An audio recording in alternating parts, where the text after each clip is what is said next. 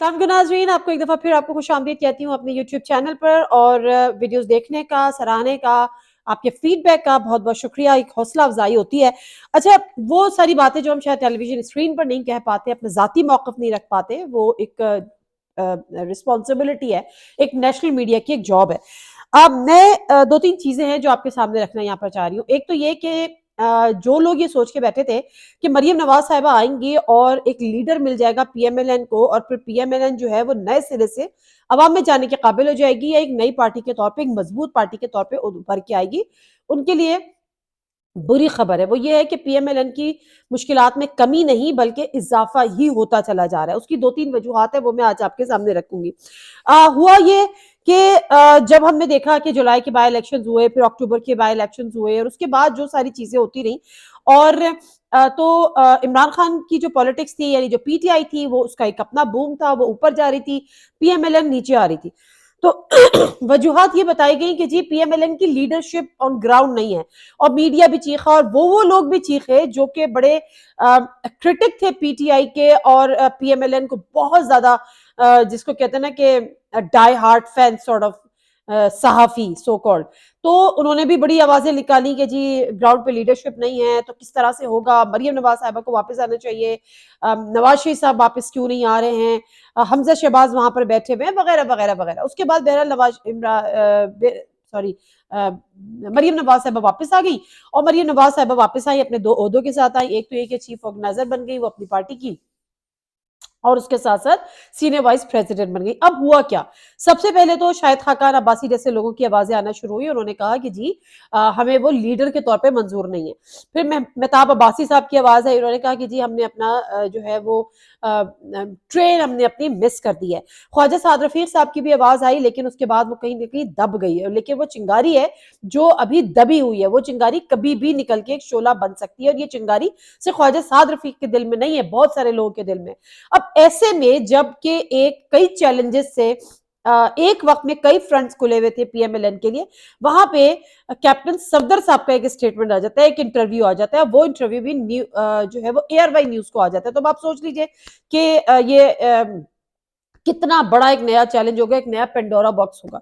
एक तो ये कि उसमें उन्होंने इमरान खान के जो जाती उनके ऊपर या उनके किरदार को लेकर जो उनकी कैरेक्टर असैसिनेशन हो रही है, जो उनके पास्ट को लेकर उसकी उन्होंने मजम्मत कर दी कि जी मुझे अफसोस है, ये नहीं होना चाहिए। फिर उन्होंने अपने ही जो उनके अपने लोग हैं उनके चेहरों से नकाब की उनके कपड़े उतारे कि जी हमारे तो अपने, फिर तंजीम साजी का वर्ड यूज किया। अच्छा, जब तंजीम साजी का मैं सोच रही थी कि कैप्टन सफदर ने तंजीम साजी जो बोला था कि हमारे यहाँ तो खुद ही होता है, तो कल जो मरियम नवाज साहबा की एक मीटिंग हुई थी, जो सो कॉल्ड नौजवान जो पीएमएलएन के हैं उनके साथ, उसमें वो तंजीम साजी वाले भी राइट हैंड पे, सही पे, लेफ्ट पे कहीं पर बैठे हुए थे। तो अब आप सोच सकते हैं कि उनको किस हद तक बुरा लगा होगा। फिर यहीं पर उन्होंने खत्म नहीं किया, उन्होंने इक्तिफा यहीं पर नहीं किया, उन्होंने कहा कि जी हमने वोट को इज्जत दो वाला बयानिया उसी वक्त खत्म कर दिया था जब हमने एक्सटेंशन में वाजा साहब की वोट दे दिया था। यहां पर भी उन्होंने खत्म नहीं किया, वो आगे बात को ले गए, उन्होंने कहा कि मरियम नवाज साहिबा उनको वजीर आजम बनती हुई नजर ही नहीं आ रही। अब आप मुझे सोचे कि वो कहते हैं ना कि घर का भेदी लंका ढाए, कि एक तो मरियम नवाज साहिबा पता नहीं इतने सुनहरे सपने लेकर, ख्वाब लेकर, आंखों में सजा के लंदन से यहाँ पर आई, दो दो ओहदे लेकर, और जाहिर सी बात है अब उनको ये उनके घर वाला मतलब शौहर, कहते हैं ना बीवी से ज्यादा शौहर को, शौहर से ज्यादा बीवी को कोई भी नहीं जानता, उसके माँ बाप भी नहीं जानते, उसकी औलाद भी नहीं जानती जितना शौहर बीवी को जानती है, और बीवी शौहर को शौहर बीवी को जानता है, और बीवी शौहर को जानती है। ठीक है, तो अब खुद उनके शौहर ने यानी कैप्टन सफदर ने ये कह दिया कि जी उनको मैं वजीर आजम बनते नहीं देख रहा। अब पीएमएलएन के अंदर से बहुत ज्यादा इसकी जो है ना रिजेंटमेंट आई, और जो मरियम नवाज साहब है वो बड़ी मुश्किलात का दो चार हुई। अब उन्होंने ये, जाहिर सी बात है, एक तरफ हस्बैंड है, अब उस हस्बैंड को सरेआम या ओपनली या पब्लिकली तो शटअप कॉल दे भी नहीं सकती, लेकिन उन्होंने ये जरूर कहा कि जी जो भी पार्टी पॉलिसी, मैं उनके बारे में क्या कहूँ, जाहिर सी बात है वो मजबूरियां हैं, हमारे यहाँ नहीं एक्सेप्ट होता कि बीवी जो है वो सरेआम अपने शौहर को या किसी इस तरह से झड़क दे, स्नप कर दे।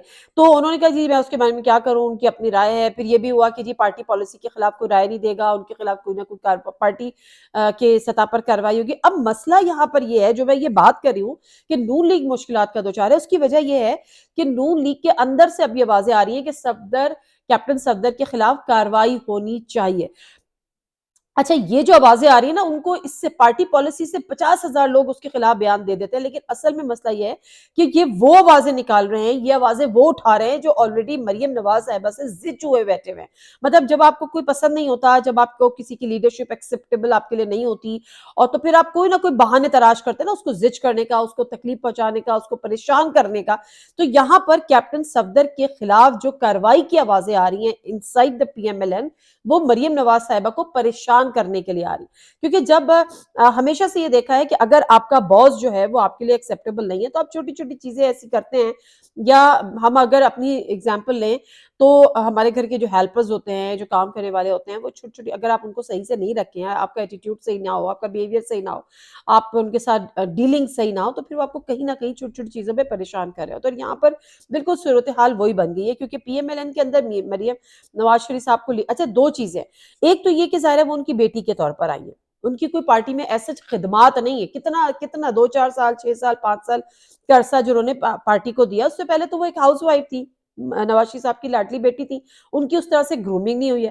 ان کی جو واحد کوالیفیکیشن ہے وہ یا تو نواز شریف صاحب کی بیٹی ہے ہونا ہے، یا پھر کراؤڈ پولر ہونا ہے. تو جو لوگ 30-30 سال اس پارٹی کو دے چکے ہیں، وہ کیسے کہیں کہ جی ہم آپ کے آگے ہاتھ باندھ کے پیچھے کھڑے ہو جاتے ہیں. پتہ نہیں فرت اللہ بابر صاحب کھڑے ہو سکتے ہیں، لیکن بہرحال بہت سارے لوگ نہیں بھی ہو سکتے، تو اکثریت نہیں ہو سکتی. تو بہرحال کہنے کا مقصد یہ ہے کہ پی ایم ایل این اور مریم نواز صاحبہ کے لیے بہت ساری مشکلات ہیں. ایک تو یہ کہ ان کی اپنی پارٹی کے اندر سے اب آوازیں آ رہی ہے کہ کیپٹن صفدر کے خلاف کارروائی ہونی چاہیے.